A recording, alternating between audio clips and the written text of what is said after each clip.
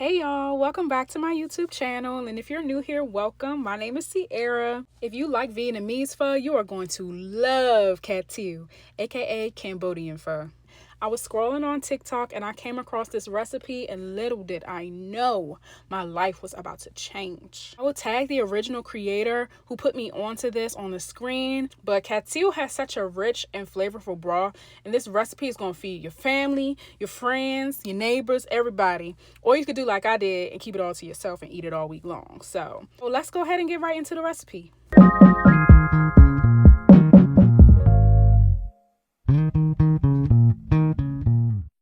First, I'm charring off my vegetables. So I'm using 3 onions, 1 big shallot, and some ginger. I charred them in 2 different rounds just to keep them from being overcrowded because I felt like it was taking longer like that. So here's me just showing round 2. And as you can see, it chars much faster when it's so much less in the pan. So just keep that in mind. So once you're done with that, we're going to set those to the side and we're going to prepare the meats. Personally, I wanted this soup to be as cheap as possible because it can get very expensive depending on the meat you decide to choose. Right here, I'm showing you exactly what you should be looking for because the meat section can be really overwhelming.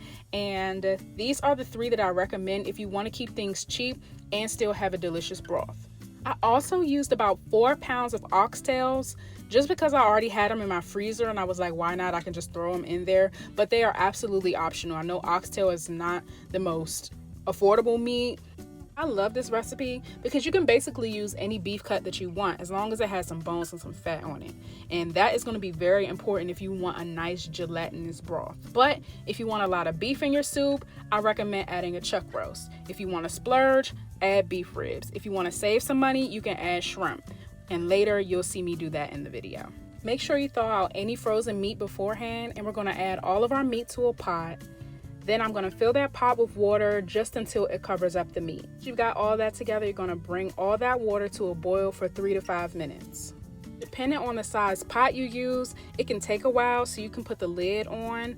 And later, I ended up adding some foil around the lid to help really seal in all the heat to help bring that water to a boil. In the meantime, I'm toasting my spices, and this is the one that I got. Most of the ingredients that I'm using in this recipe came from my local international food store. This has cinnamon, star anise, cloves, and other aromatics. And this is really what separates Cambodian pho from Vietnamese pho. Once they get nice and brown, I transfer them into the bag that it came with. Now, I just want to warn y'all, when I added this to the bag, into the broth, it ended up breaking apart. So I do recommend using your own cheesecloth or like a container if you want everything to stay separate. Later, I'm going to strain the broth, so I didn't worry too much about it at the time, but nobody wants to have to deal with that. At this point, this is what our meat is looking like.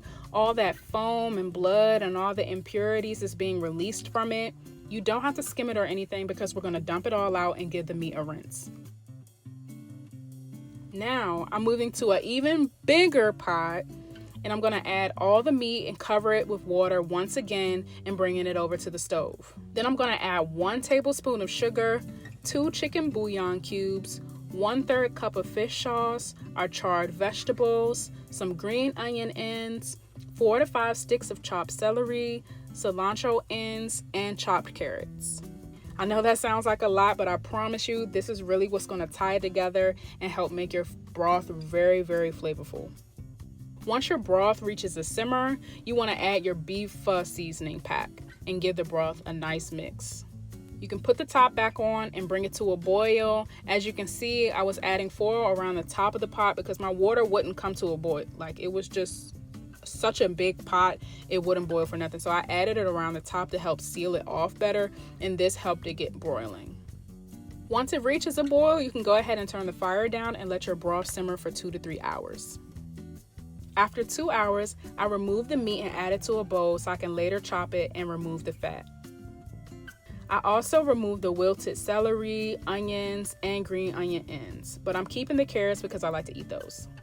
Next, I take it a step further and I strain my broth just to get out anything else I don't want inside. You don't have to do this, but some of those spices have fallen out the bag and nobody wants to bite into some star anise while they're eating their kathiew. So I had to do a few rounds because the pot is huge and I really made a big batch. Like, I don't recommend doing this size unless you're really planning on feeding some people or you want some food for a long time. Once I'm done straining the broth, I add it all back to the pot, and this is what it's looking like so far. I give it a quick taste and it's tasting really good so far, but this is a great time for you to add any more seasonings, fish sauce, anything you feel like is missing. Just make sure you don't make it too salty because we have other sauces that we're going to add to the kathiew later. Now that the meat has cooled a bit, I can chop it up and take off the fat, and that's what you see me doing here. I'm also chopping up the beef tendons into smaller pieces, but if you prefer not to eat the beef tendons, this is a great time to go ahead and discard those. Then I add all of my meat and carrots back to the bowl and I bring that back up to a simmer.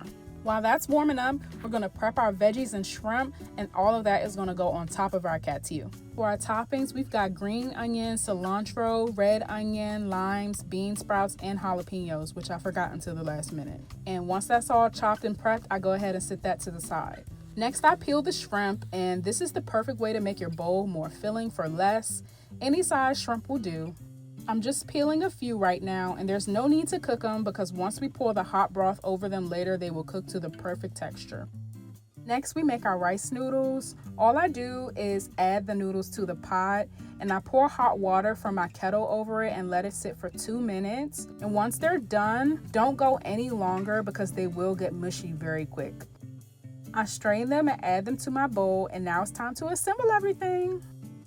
The toppings I like to use include fried garlic, Vietnamese soy sauce, but Japanese soy sauce works just fine, hoisin sauce, which is a staple in any kind of pho, instant beef flavor paste, this makes the broth so good, and last but not least, and probably most importantly, chili oil. This brand is my absolute favorite. Now, find a bowl that you can at least wear as a hat and load her up. Start with your noodles, then add your beef and broth. I added 4 cups. Then add all of your toppings, and now it's time to enjoy. I was so excited to eat this. It turned out so delicious. And recording yourself eating any kind of noodles or soup is super embarrassing, but I had to show y'all how super deliciously, magnificently, extraterrestrially tasty this was. I'm not gonna lie to y'all. I ate this every day for like 12 days straight. When it takes you that long to make a meal, like, you have to eat it all the way through, like, until you're sick of looking at it. But this right here, I promise you guys, is so worth the wait. Thank you guys so much for following along with me.